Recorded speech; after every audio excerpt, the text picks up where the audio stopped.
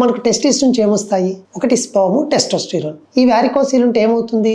Testis నుంచి వచ్చే ఈ 2 ప్రోడక్ట్స్ డ్యామేజ్ అయిపోతాయి. ఏమవుతుంది డ్యామేజ్ అయితే?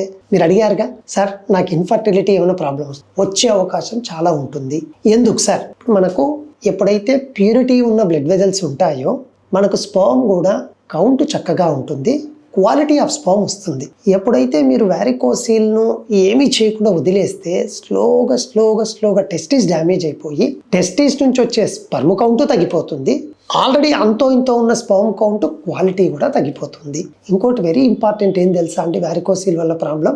ఎక్స్టర్నల్గా చూడండి, కొందరికి వారికోసిల్లో కౌంట్స్ బాగుంటాయి. గ్రేడ్ 3 ఉన్న వాళ్ళకి కూడా కొందరికే 10 to 15% వాళ్ళకి గ్రేడ్ 3 ఉంటుంది, 2 సైడ్లా ఉంటుంది, కౌంట్ బాగుంటుంది, క్వాలిటీ బాగుంటుంది. సరే ఏంటి సార్ ప్రెగ్నెన్సీ రావట్లే పాపం ఆందోళన పడుతూ ఉంటారు. నిజమే, ఈ వారికోసిల్లో రిలీజ్ చేసిన టాక్సిన్స్ వల్ల మన స్పర్మ్ లో ఉన్న డిఎన్ఏ డ్యామేజ్ అవుతూ ఉంటుంది. అంటే డిఎన్ఏ అనేది కంటిన్యూస్ స్ట్రక్చర్, సో బ్రేక్స్ అయిపోయి డిఎన్ఏ ఫ్రాగ్మెంటేషన్ ఇండెక్స్ అనేది పెరిగిపోయి ఇంటర్నల్ క్వాలిటీ ఆఫ్ స్పర్మ్ తగ్గిపోయి కూడా మనకు జనరల్ గా ప్రెగ్నెన్సీ రాదు. మెడ్ ప్లస్ లో అదే మెడిసిన్, అదే క్వాలిటీ, మార్కెటింగ్, డిస్ట్రిబ్యూషన్, ఇంకోటి అంటూ వీళ్ళకి అదనపు ఛార్జీలు ఉండవు. అందువల్లే 50 to 80% డిస్కౌంట్ లో మనకు అందిస్తున్నారు.